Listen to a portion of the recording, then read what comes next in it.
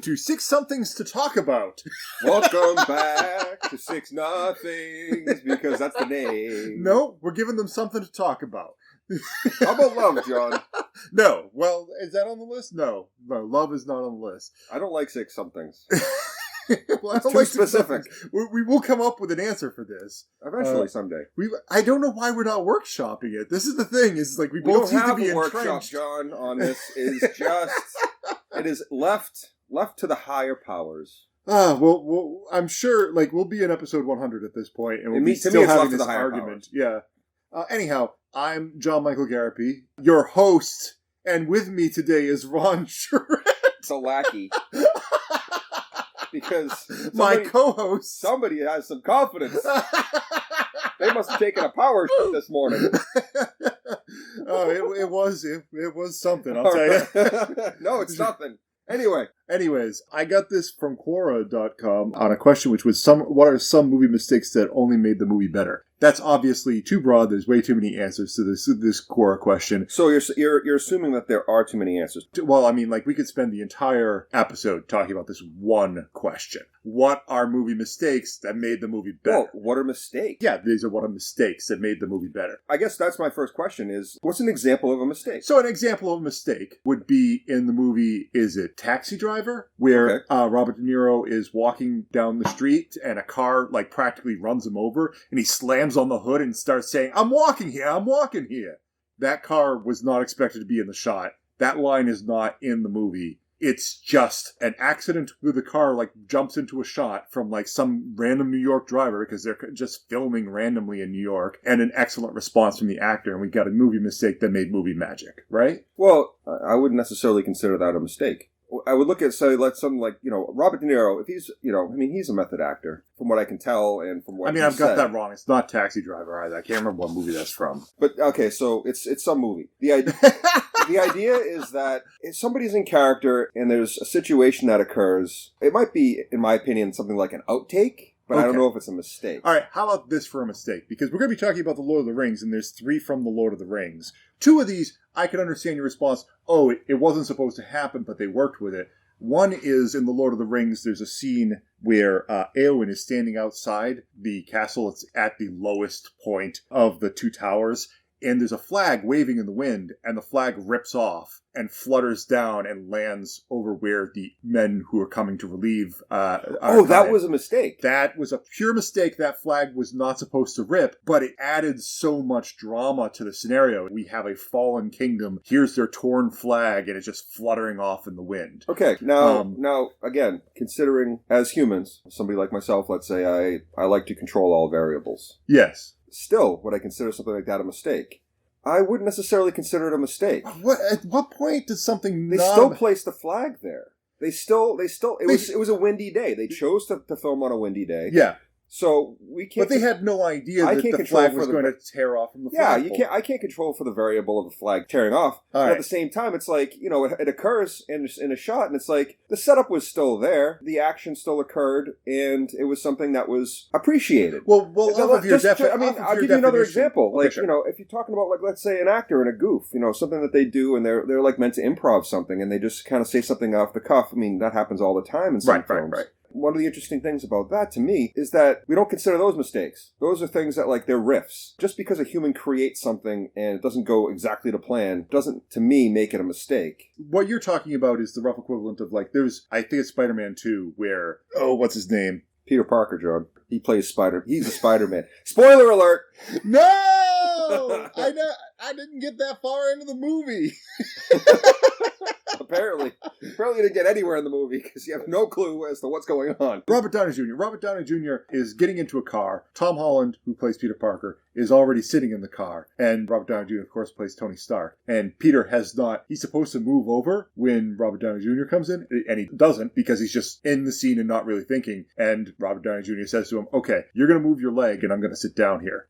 He's literally giving him stage directions, but because of the relationship between Tony Stark and Peter Parker, it feels so natural that he is giving Peter Parker stage directions in the middle of the actual movie they're in. So, in a sense, to me, it's like reality TV. In the age of reality TV, can we call anything that that occurs when something's being filmed a mistake. I don't think so. Well, That's my position. I'm going to give you two more, because these are the two I was planning on talking about. These two are Viggo Mortensen's A Complete Boss. And one of them is relatively well known, which is the one I knew beforehand. There's a sequence in The Two Towers where Viggo Mortensen's playing Aragorn, and they just lost Pippin and Merry. The orcs have taken him and ran away with them on wargs, and Aragorn is incredibly upset. He kicks a helmet, drops to his knees, and screams. I remember that scene. That's a great scene. It's a great scene. Viggo Mortensen ad-libbed kicking a helmet and didn't quite realize that he was kicking an authentic iron helmet. It wasn't a prop. Broke his toe. He broke his toe. Yeah. Yeah, I can imagine Which that. is why he dropped to the ground and screamed. His shoes are props too. But he made it part of that scene. He actually took that error that was made on the set and ran with it and kept it and used All right, John, the pain probably for the best example I can give is the fact that what the heck is a warg? It's like it's a large wolf. So somebody created a warg, but you can't create a kick on a helmet and call it, yep, a warg's a mistake. Sure, I don't know why you're giving me such grief over the concept of, like, this is what a mistake is. Well, because just because it doesn't go somebody's way, I don't think it can be called a mistake. Well, what do you call a mistake, though? That's the problem. Nothing. Very few things. So all mistakes are natural. Things occur. Things occur. To me, things occur. All right. And there has to be... Which unplanned things occurred that happened to make a movie better? Would you appreciate it if it was posed that way? Obviously, I'm not the person. No. I just wanted to kind of clear the air with that. We can go on and call them mistakes. Yeah. I'm just saying, like, movie mistakes, that's what we understand as a trope. Yeah. Okay. Sure. Okay. That's fine. But I'm just saying that's where I stand on the idea. We only have one more I was actually going to talk about. Oh, okay. Well, let's talk about that we'll get into the last... Let's give this one the full weight. Unplanned mistake. So there's another scene specifically where, like, one of the orcs is throwing a dagger at Viggo Mortensen again. And the plan is he's supposed to miss Viggo Mortensen, he's supposed to hit a tree. But he misses the tree and aims it directly at Viggo Mortensen's face. At which point, Viggo Mortensen deflects it with his sword, which is an amazing trick to do. He's one of the only people on set with an iron sword. There are tons of people around. Everybody's got a prop. He's the only one who can stop this dagger. And it's a real dagger. A real live dagger is thrown in his face, and he deflected it straight up with a longsword. It's a trick. Well done. And they kept it because, like, that is one of the best pieces of swordplay in cinema history. So, and that was probably, in my opinion, that was probably a really good example to lead off on, because think about this, though. Think about this. The mistake is in the value of the person throwing the dagger. He did not mean to do that. No. The only person that registers it, truly, in my opinion, as a mistake is the person that did it and feels sorry for it. Yeah. I would think that a person that is an orc, by the way, but anyway, a person that is a fictional character would feel sorry about that. That's a valid mistake. Right. For him. That makes total sense. In the complete He is wrong totally direction. sorry about that. Yeah. So that's a great example of a movie mistake. we actually found one. We got to the end, but that was I should have just led with the example and then gave you the other. Did Robert De Niro feel sorry as his character or as his person to slam on the car and say... Did the car driver feel sorry? That's the actual question. There we go. So and of course, there we go. And he's a person who drives a car in New York City. So no, obviously everyone's... All right, fine. Never mind. I was going to give you a point there, John, but taking it away. All right, next. All right. This is the problem with getting articles from Quora. These things just go off. People just have answers for days. They are entire episodes unto themselves. This one specifically is what was socially acceptable in medieval times, but would be horrifying today. And you know what? Why don't you give me some answers straight Prima Nocta? Prima Nocta. You talked about the right of sleeping with wives. Wasn't that? Was that's that in just... Braveheart. Well, it's a real thing too. It comes from Braveheart. I saw that Braveheart. Well, I think how much of that did you see, John? I think a lot of people learned about Prima Nocta in Braveheart. Okay, I can't remember when I did. It's been in a few movies for sure. It is the MacGuffin of Braveheart. This is what actually drives Braveheart. Well. So the idea there's a lot that drives them. I mean, spoilers. Never mind.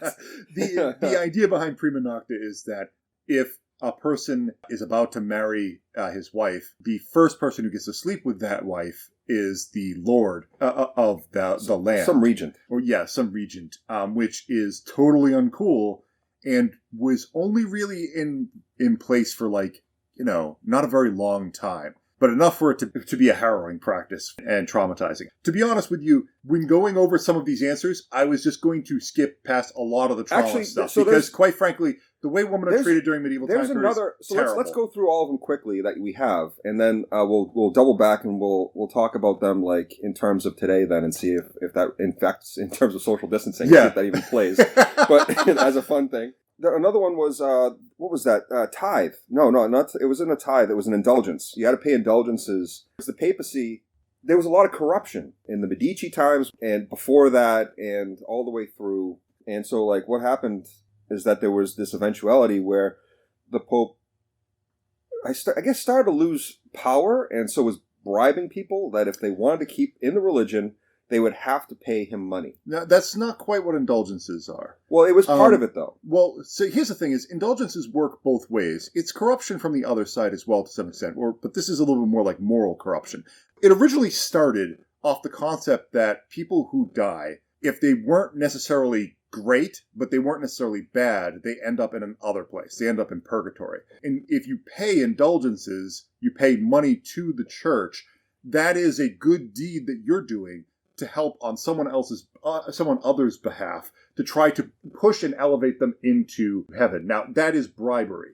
You know what I mean? So It is just as bad from both sides. Somebody who really wants their dead father, who wasn't the most noblest of man, but you love him because he's your father. You want to do everything you possibly can. So the only thing you can think of is to use your money. And these middle class and wealthy people would try to use their money, in a sense, to bribe priests to actually elevate their father into heaven. Albeit the priests were complicit because they're taking the money. It's a bad system in general. Okay, so is there another one you can think of?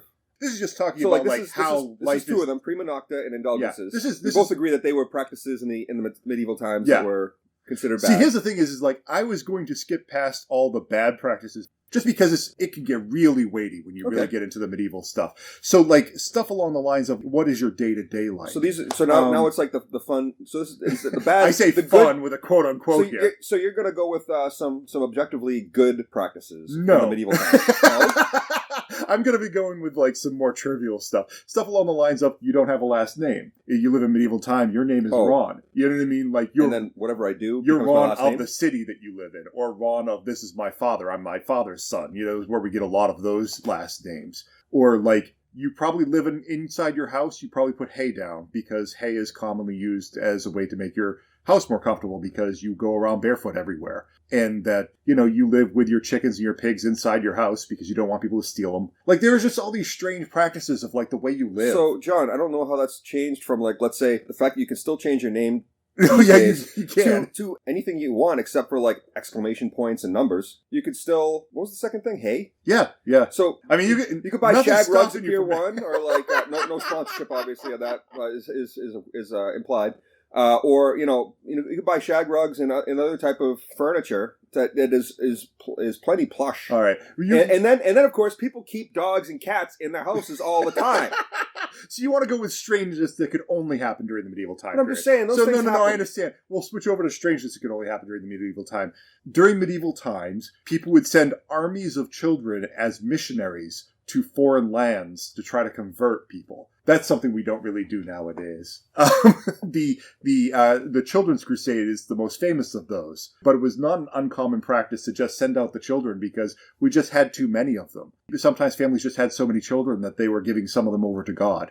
That's another practice that you're talking about. That is a very interesting, valid practice that we don't do anymore. Like essentially the giving away of children, not necessarily in the form of an adoption, a legal means of like a channel where, people that really don't have an access to it, providing for a child, loving for a child, they want to be able to do that. They are qualified and brought into it. What you're talking about is literally wholesome handing over, which now that we're talking about it, makes me think about the three different institutions: religion, politics, and then business or private, industry. Looking at that, for instance, the giving away of children. Yeah. Governments do that in some way, shape, or form, and they have done that in the recent past. Private industry does that in various ways, shapes, and forms. And obviously, like you were talking about, religion doing that way back in the day. Way back in the day. For the purposes of an explanation maybe from a religious perspective, some still do. How do private businesses give away children? So I can get what you're kind of getting at. Oh, it can be so controversial. I don't really want to go there. Okay, right now. well, I don't think we skip should. it. It's a very dark conversation. Well, not only that, but but I we was also just mentioning that it can happen, and if you look into it, like, remember that Coney guy? He wasn't really a government official. Yeah, he was more like a private guy, but he was doing a lot of children trading. That's probably that's probably the least controversial. We're talking about from an illegal standpoint. Not by the way, he not was never caught. From a legal he still hasn't been caught, from my knowledge. Yeah, He's still alive. But like, what I'm trying to say is that, like, that was back in 2012 when that was an issue. Coney kind of disappeared real quickly for some reason. He trafficked in children. So all of these medieval institutions, I feel like they're still around. It's, again, in what flavor? I feel like when I take a look, and I don't mean to cut off this concept, because I just want to blast through like the two other ones that are actually here that kind of stick out to me. One is just urine pops up a lot because it's used as ammonia mostly, but it's also used as a way to cleanse the body. Okay, and a lot of people are taking creosote and tar. Yeah, a lot of people are taking like urine baths because they think that that's a way to clean themselves. Boiling ammonia. Oh, that sounds horrible. Anhydrous ammonia is probably one of the most dangerous chemicals that we could possibly think about. Just breathing in boiling ammonia would kill you. Anhydrous ammonia is really, really, really bad, and it boils very readily in open air. And it's amazing stuff. And now I'm just talking about, again, ammonia from today's perspective. Okay? Yeah. We use ammonia a lot in industry today. Anhydrous ammonia is trafficked a lot in this country via rail lines and things like that. And it's in everything. Ammonia is so pervasive, and that's basically what it is urea. Very interesting. The other one strange thing that stood out to me was the idea of sleeping with people. The general idea is if you weren't sleeping with somebody else in your bed, it was considered incredibly sad. It was just assumed that everybody slept with everybody in bed. If you were above average wealth and you were a man and you had a bunch of servants beneath you, but there was no woman in the house, you would just get into bed and your servants would all get in the same bed with you. It was just considered a common practice that people would sleep with people. Why would you sleep alone? It seems impossible to imagine from a medieval standpoint. And that's actually kind of a strange one because, like, so many people do. I don't want to throw numbers down, but let's just say half of everybody sleeps alone nowadays. The number's not right, especially depending upon where you live, but it's certainly, nobody thinks anything ill of it. The goal is to have someone in your life, but it's supposed to be the one person, right? Not the bring in the servants, or maybe the dog. So it's not servants anymore. No, I'm just trying to take. Obviously, there's no servants. I'm not trying to be contrarian. No. Obviously, on all this, but I'm just trying to bring another angle to all this. So the general idea is like, if I had a son and two daughters, and I had a wife, and it was the Middle Ages, we'd all just get in bed. That would be the end of it. Well, so that would be one. That happened in the United States up until recent memory. I'm sure it did to a very large frequency. You remember Charlie and the Chocolate Factory? What year? No. I love that this is your go-to example, but you're absolutely correct. I use that as an example because the grandparents are all in the same bed, and it seems weird to us. When you think about, like, I remember stories when I was a kid of Italian families, and that's what they had to do because of economic hardship and things like that. Those are things that you have to do. You have to limit your use of resources, and one of those ways is by, let's say, not heating a house in the wintertime or otherwise. There are many ways of doing that which lead to the eventuality that, yes, a family is going to sleep in the same bed. That's not a big deal. 3 grandparents that were legitimately in the same bed because they couldn't move, and one grandparent who was faking it the whole time got out of bed one day, said he had never been out of bed for years, and could dance. What a liar. Next. This one comes from Explain Like I'm 5. Why do chickens fall under hypnosis by simply drawing a line in front of them? Interesting. Horizontal or a vertical line? Vertical line, directly away from the chicken. It works not like a charm. It's not going to work 100% of the time. But I've seen videos because I wasn't 100% certain. It's just like, oh, this is easily replicated. The idea is you take a chicken, you kind of put them down on the ground, you draw a chalk line away from them, and you take your hand away, and they don't move. They move their head a little bit, but their body isn't moving. And sometimes they just go to sleep. Do chickens have eyelids? Yes. Okay. So they confirmed. Eyelids confirmed. They close their eyes. Sometimes. Okay. Sometimes. Much more common that they just lie there. And they kind of like look around a little bit, but that's it. So I've got an answer here. The first answer is nobody is 100% certain. Is it always like a certain color on a backdrop, or is it any color of any line versus any color of any ground? That I don't know. I mean, it's so easy to replicate with white chalk. It's the go-to chalk that people are going to grab. Of what I've seen, it's always been a black backboard or a green board with white chalk. Okay. Of like the things so it's white chalk. From what I've come across, again, nobody's 100% on this one because you can't ask a chicken. I mean, you can't ask a chicken. It's going to feel foolish and just not answer you. But the general thought process is that this is a tonic immobility in what researchers call a fear potential response. So something in that chicken's brain goes, I'm in extreme danger, and it drops all musculature in an attempt to like... It's like I can see that. It could be an anxiety response. It's an anxiety response, but to what we don't know. The obvious answer is like, oh, something snake-related, in the same way that cats jump up when they see a cucumber behind them.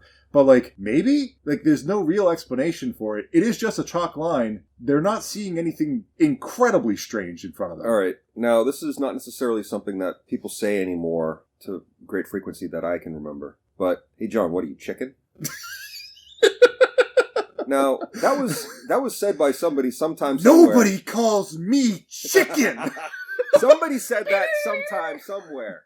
Why? Because chickens are afraid? Sure. John, are you chicken? Are you afraid? But that infers that chickens don't play possum as far as most people are concerned. Why you scare at a chicken one runs point in away. time, well, that's my question, though. Yeah. Why at one point in time were chickens understood to be scared animals all the time? I presume because they were the least... See, that's the really funny thing is roosters are not scared.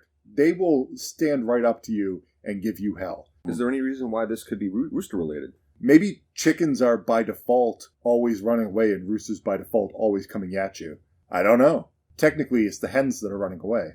I'm focusing on the chicken right now. I think that's an interesting point, though. No, hold on. I'm taking what you're saying, and I'm understanding what you're saying, and I think it's a good angle, but I don't want to go too deep down another rabbit hole. Yeah, we're going to a chicken den instead. A chicken stable? Chicken roost. We're going in a roost, Ron. It seems to me is that this is something that is chemically related to the makeup of specifically a chicken. Or a hen you're talking about now. Yeah. So because, I mean, roosters are not... It seems to happen to roosters as well. It does happen to roosters. Yeah, it happens to roosters. Okay, that's what I was wondering. Right, that's why I want to be specific. So in that case, it doesn't always happen to roosters, or it sometimes happens to roosters? It's not a guarantee it'll happen, but it's a very common it will happen. Okay. And it's just one of those, like, they're not even 100% certain that the fear potentiated response is actually what's going on. It just appears to be... I think they're going off of, like, the way the chicken is acting compared to other scenarios where that has happened. I'm going with that. Yeah. I can go with that. I can ride on that and kind of think of different things that it could potentially be with regard to that and go down those bunny trails. But like, so now we have to prove this by going out and stealing somebody's chicken. No, I don't know about having to prove it, but it's a good thought experiment. What else could it be? I mean, if anybody has an idea, please throw that in the comments. And I'm kind of like going with that. Well, I mean, like, I think that's the thing is in the 1900s, let's say the early 1900s, because this has been known for hundreds of years that this works. And when mesmerism was a very big thing, this was just presumed that for some strange reason, this is how you put a chicken under hypnosis. I've also heard, and I don't know how true this is because I heard it and I didn't actually do the research, but I've heard if you turn a chicken upside down, it kind of shuts the chicken off. And I wonder if that also has to do with a fear response now that I'm thinking about this. Well, so when you draw a line away from a chicken, this is what I was originally thinking. When you draw a line away from a chicken, it's almost like the chicken is falling from the chicken's perspective. So if you turn a chicken upside down, I would think that the chicken would feel like it was going to fall. That's a pretty strong response, so like when I was a kid, like I had dreams about falling and everything like that. That's an interesting question. If you do the opposite and you draw a line towards the chicken, does it matter? I don't know. I never actually saw somebody do that. It's always kind of the easiest thing to draw away from the chicken anyway, so. But I don't know. I mean, that's why I kind of went with the idea that it could be fear-mediated or anxiety-related. It is one of the great mysteries of the world. While we're talking about anxiety, let's switch over to the next question. Yeah, sure. Next. Again, from Explain Like I'm 5, what is the knot in your muscle that gets worked out during a massage? Oh, first of all, I love massages. Yeah. Yeah. Anybody wants to give me a massage, I'll take a massage. Now, the kind of massages that I really like aren't the hard ones. Aren't the what is that, the shiatsu? No, it's not. No, shiatsus actually aren't that bad if they're like kind of I don't think I've ever had somebody just pound on me like the I had those, I guess it's called a Swedish massage, where they literally grind a knuckle into a knot in a muscle. Yeah.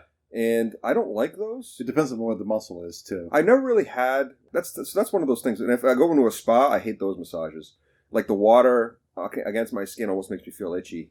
But what I was going to say was that the best massages that I like having are what's called an athletic massage, where it takes the muscle and it squeezes it from end to end. So you take one side of the muscle, place a thumb, run it down the muscle all the way to the end. And the more force you give it with the wide grip, and it releases the entire muscle. To me, it's a much better method massage because I am not necessarily an overly tense person from what I can understand, and I'm not really like those hard massages, but I do like easing the muscles up because there is a little bit of tension there, and usually when I have that, it releases all the muscles in my body, and I love athletic massage. That also requires a little bit more knowledge than some people have as to like where the muscle groups are technically located. You have to actually know where it begins and where it ends. Oh, and that's the whole point of a masseuse, in my opinion, is that they know that stuff, they can figure it out, and they do it. And it took me a long time to understand which massages I like the best. I hated massages at first. I had to learn which massages were the best ones for me. And if anybody hates massages, I would suggest hunting around. Different types of massages exist, especially if you feel like you need them from time to time. I haven't had a massage in a long time, actually. I mean, it used to be like probably could. This is really kind of funny because we ended up getting into like some sort of strange introspection about massages. But I mean, like I used to be a dance major way back in the day. Yeah, I don't have that body anymore. But back then, getting massages was kind of rather important because we were doing 8 hours worth of routine work per day, and it was a tremendous amount of stress and strain on the body. It was something that we had to pick up and learn. It popped up in like our sports medicine classes, but it was so minor in there. I mean, it's not like something you need to do all the time, although, some people they enjoy them so much, they just go regularly. But it's good to get rid of the knots on occasion. So go back to the question, what is a knot? First of all, what's a muscle knot? Do you know off the top of your head? So, I'm going to guess. Right, sure. I'll take the guess. Okay. So supposedly, there's a cleaning that the muscles have to do to release certain chemicals to allow fresh electrolyte to come in so that they can actually operate effectively. One of those things that muscles need to push out is lactic acid. Lactic acid can build up in the muscles. So from what I understand is that it's the potential that lactic acid can lower the function of the muscle. Because of that, it needs to be released and bring in fresh electrolyte. And by doing that, it serves to tease out the components of the muscle away from each other, separates them, and the brain is allowed to relax during this process. And as a result, it allows the fibers to stay uncontracted. There's a funny thing about that is That's what I understand. I don't know enough about lactic acid to correct you on that one because... Well, I'm just saying there's byproducts from the working of muscles. So when somebody's tense, there's always a byproduct in the muscles from the spent electrolyte and other. I mean, I can tell you that there's some simple ways of looking at like what a knot actually is, and one of them is just your muscle has constricted in a way that your body does not necessarily agree with, because the muscle, oftentimes a constriction comes when your body has put its muscle into this position so often that it becomes the default spot for your muscle to want to be. This happens to a lot of people who are hunched over like I am right now, dealing with computers, and they constantly put their muscles in a position to take care of that bend, and after having done that so many times, the muscles start to learn, oh, this is where I'm supposed to be. So when they straighten up, their muscles are in the wrong position. And that's a good point, John. So like compensation is another thing. Yeah. If somebody has an injury, or if I have an injury, let's say like I'm walking around and I hurt my calf, my other side's going to compensate, which means that my other side's going to want to now like stay always tensed. Inflammation is another thing that can cause muscles to act unnaturally and cause these buildup of fluids, from what I understand. So like there's many reasons why muscles could potentially tense up. I can see.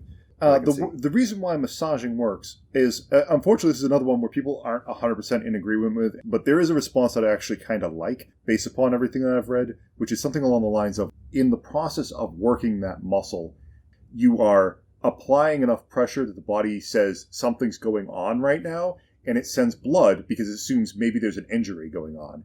And by the time it sends an excess amount of blood, it starts resetting the position of the muscle. So it starts sending the muscle back to its neutral position.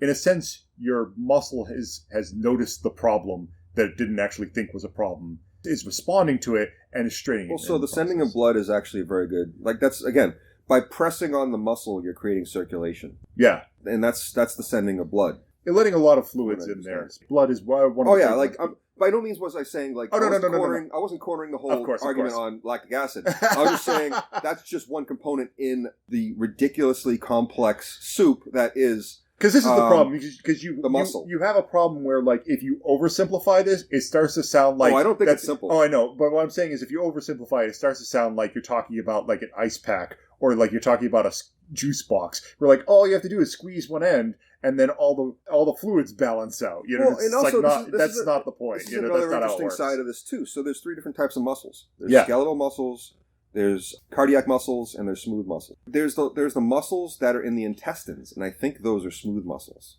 So, but skeletal muscle structure is very interesting. Smooth muscle structure is very interesting. Yeah. Cardiac muscles are obviously... That was another question I was actually going to ask you, because it popped up on a separate question altogether, and it's like a sidebar. But it's one of those questions that's like, wow, cardiac muscle seems to be really efficient. What would happen if your entire body was made out of cardiac muscle? Oh. And the answer to that is like, oh, terrible things. One of the reasons why cardiac muscle works so well is because it has extra mitochondria in it. And we know the mitochondria is the powerhouse of the cell.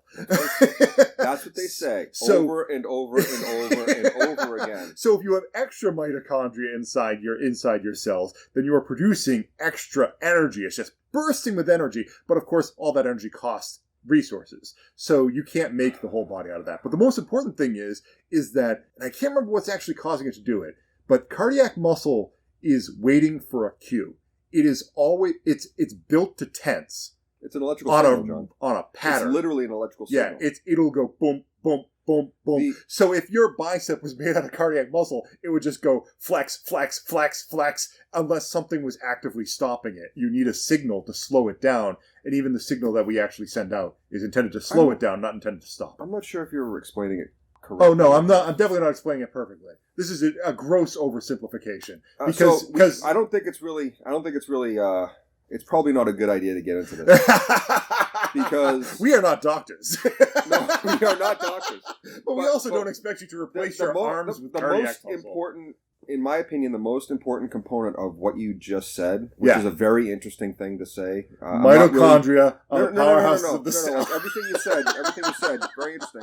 But the thing about all of that stuff is that it requires nerve cells to transport electrical signals to muscles to create responses. You know, for instance, when you get a stomach ache, you're actually getting a smooth muscle cramp. That I wasn't aware of, although I totally believe that. Yeah, that makes sense. I think if you get a heart attack, that's a cardiac muscle cramp.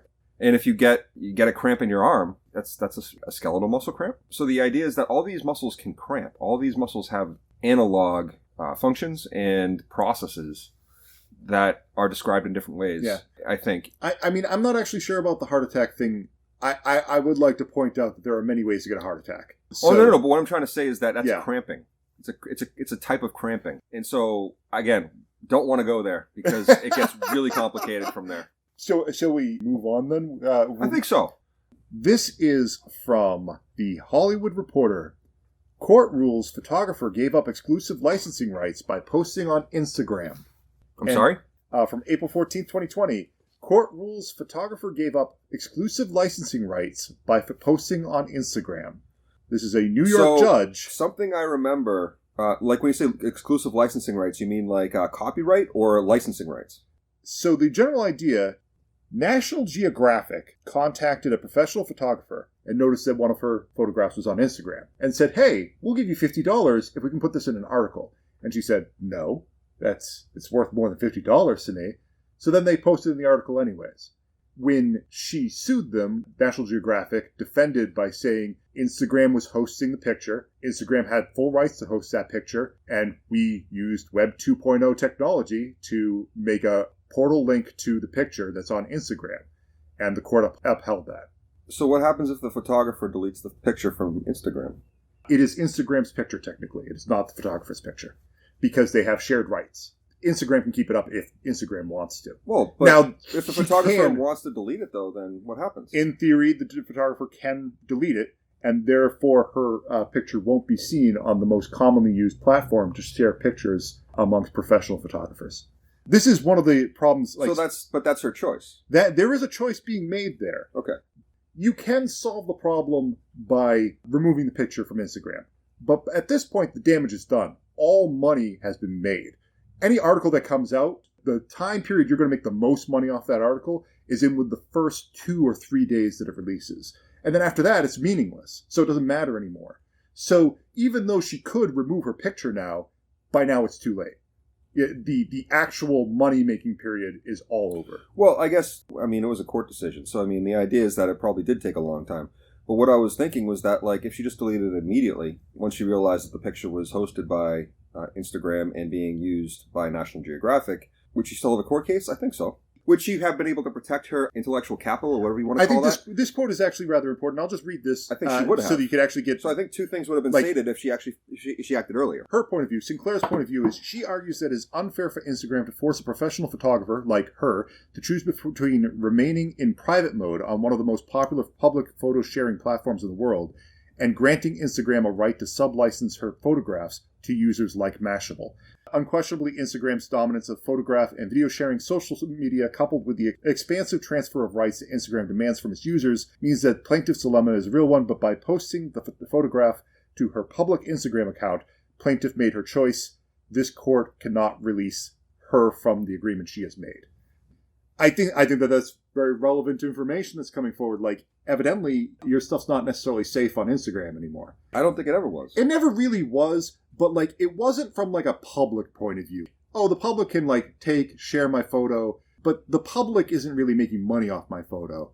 I'm trying to stop large publishing companies from taking my stuff and using it without my permission, because that's how I make my money. I'm a photographer. If you're a professional photographer, you make your money by selling your photos to some of them do. My apologies. Some are artists, and it's a completely other subject. But if you're taking photos, and the point is you're selling your photos to media companies, now you can't show your portfolio. So here's another aspect to this, and you mentioned Web 2.0. Yeah. And so I'm going to riff on that.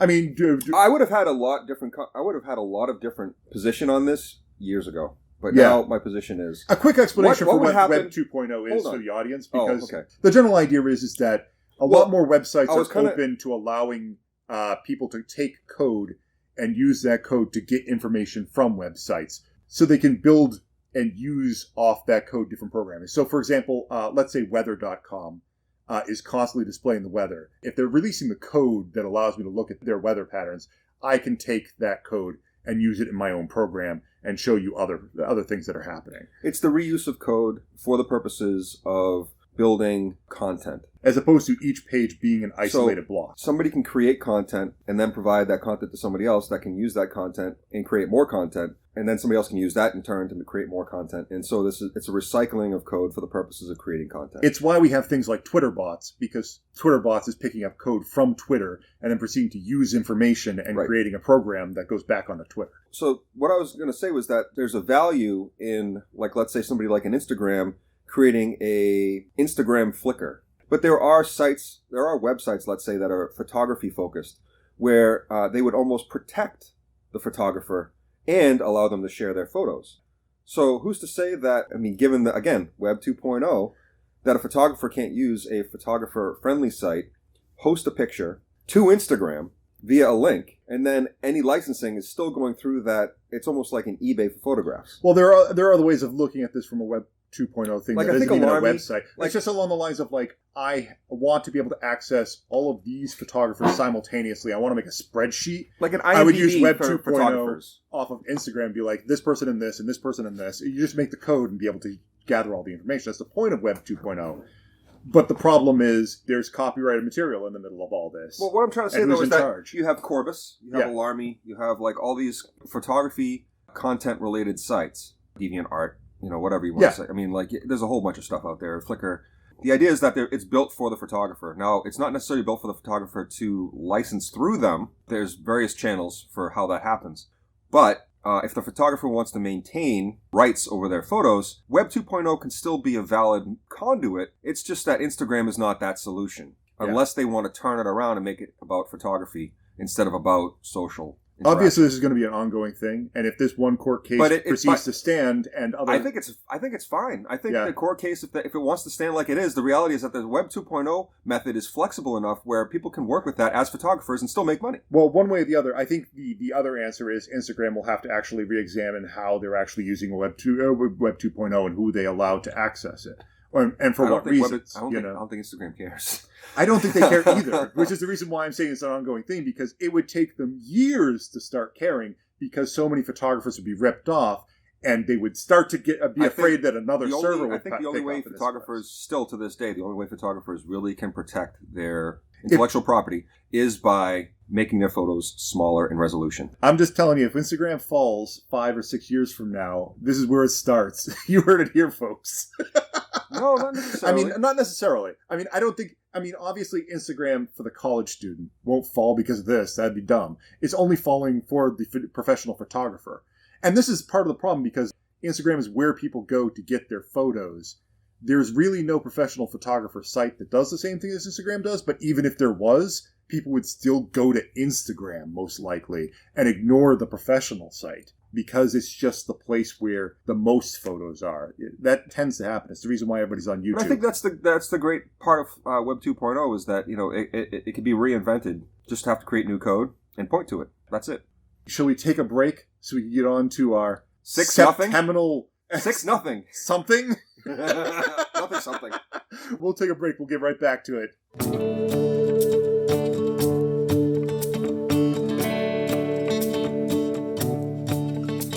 And I don't wanna be left out at night when I can't see everything that ain't right. I don't wanna be a rodeo. She'll lasso me up and off we go. And I fell in love with Annalise. She is the only girl who's ever been nice to me. She is my own little personal goat. She'll pick me up and drop me off, write me notes.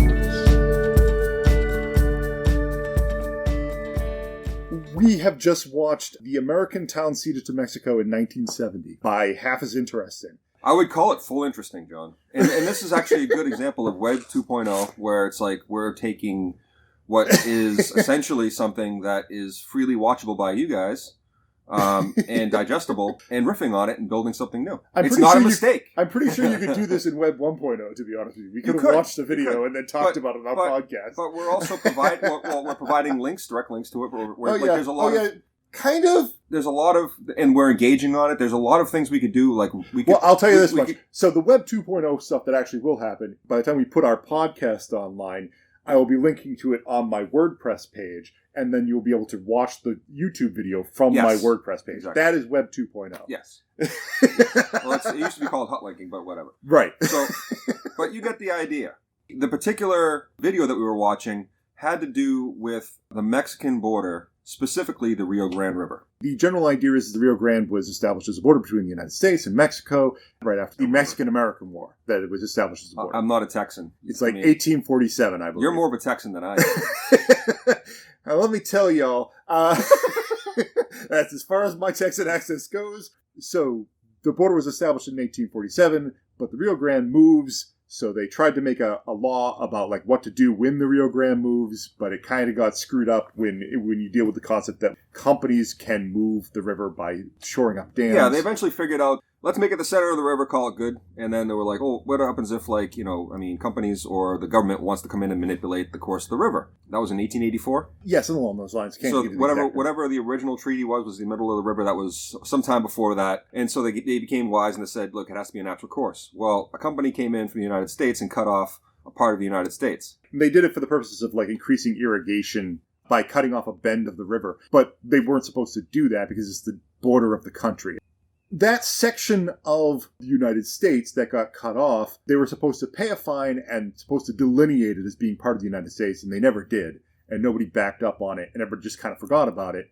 and sometime around Prohibition. What year was it that they got the fine? Do you remember? I don't know. It was sometime after. I think it was like 1905 or something like that. Yeah, okay, so it was only a little bit after. Eventually, Prohibition came around, and Americans were looking for places outside the United States to drink, and they would constantly run to Mexico. And here's this nice little piece of property that's right across the Rio Grande, and it started turning into a boom town. Rio Rico is the name. Rio Rico, and it just so happened that was in that tract of land that was cut off after 1884. It's in this little culvert. So then Prohibition ended. The town kind of sat there and languished. Yeah, it kind of fast forwards to the 1960s. At some point in time, some researcher all of a sudden takes a look and finds out, oh, Rio Rico is not a Mexican town. It had been established and built up as a Mexican town. Yeah, well, because what year was it seeded, though? That was 1970. So the United States decided it didn't really... Once it realized that Mexico was running an American town that was technically part of the United States decided the best thing to do would be just let Mexico have it. It's just this gigantic problem. So they did that in 1970. They did that in 1970, or 1968. My apologies. Recognized as a Mexican town. Yeah. People all of a sudden realized... It took a couple of years for someone to pull forward a court case. But someone realized, hey, if I was born in this town and it's been American all along, when I was born there, the naturalized citizenship rights means I'm American. So isn't everybody else who's been born in this town. We're all Americans, even though we're living in Mexico right now because the town has been ceded back to Mexico. So between the time of post-Prohibition to 1970, everybody born there is technically American citizen. Thousands of people in the city of Rio Rico all of a sudden became American citizens. And then Rio Rico goes into this strange process where it roughly becomes a ghost town, as the majority of people just... this is one of those weird things. It's just like, oh, if you're Mexican, you want to become American. But I think there's some concept of like when your town starts... Once you hit past a 15% point where 15% of the people have left to go live anywhere in the United States that they're allowed to live because they're legal citizens, then the entire town starts to suffer and other people decide to do it. And there's this just draining out process. Well, also, there's this term brain trust. Yeah. That's a kind of old, antiquated term. But the idea to me is there are certain towns that thrive because there are certain people that help it thrive. And if those people helping it thrive decide to leave, there's a loss of talent, let's say, from what I can see, and then that causes a drain on the town. I would think that attrition would normally happen as a result of that as well.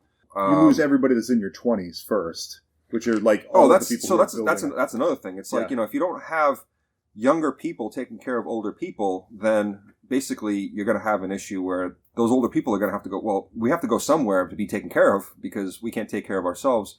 We're not going to buy food. We're not going to go to nearby cities or anything like that and pick up food to sell. We're not really wanting to run stores and transport operations and everything like that. Again, these are just examples of mechanisms. But as a result of all of this, it doesn't really go into it, what happened to Rio Rico specifically. I mean, I looked up Rio Rico in Wikipedia. Its Wikipedia selection is like a few paragraphs. Okay. I think half as interesting kind of pulled together as much information they were able to find about this town that doesn't exist anymore. So it's really hard to find out new information about it. So another example of a ghost town, let's say, is over by the Salton Sea, which was something that was fabricated as well. Totally different subject. There was a town there that kind of had the same thing. People wanted to go there because it was a destination. And it grew because people wanted to go there. And there were people that wanted to make money off the people that wanted to go there. Well, the Salton Sea turned into a destination where people didn't want to go anymore for reasons that the Salton Sea now, it's very apparent when you go there. You'll see why. That became a ghost town. So it's the same style of thing is that, there was no reason to be there after town was there because it was fabricated. The reason why people went there for the first place was fabricated. Its boom was because of the drain. An example of a success of a town would be Las Vegas, where nobody would necessarily want to go there. It's the middle of the desert. It's the middle of the desert. The only reason why you're there is because the border is perfectly aligned. There's a lot of people. There's a lot of reasons why people stay, and live and go to Las Vegas. Oh, I'm sure. But I'm just trying to say, there's still reasons. But people didn't stay in Salton Sea. People didn't stay at Rio Rico for reasons. I'm quite sure there wasn't much opportunity in Rio Rico. It is just kind of in the middle of nowhere. So yeah, that's the city the United States gave to Mexico. That's... and also the land, technically. Yeah, that they gave to and Mexico. The land that they gave to Mexico.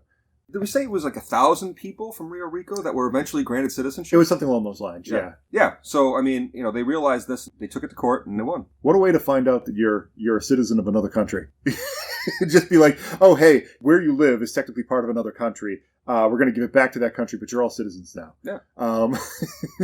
And I think the right thing was done there. It makes total sense. Do you want to wrap up? If anybody has any thoughts on anything we just discussed, including the last topic. We didn't sing Welcome Back when we came back from break. Now I'm feeling sad. We can't sing it now because it didn't make any sense because we're leaving.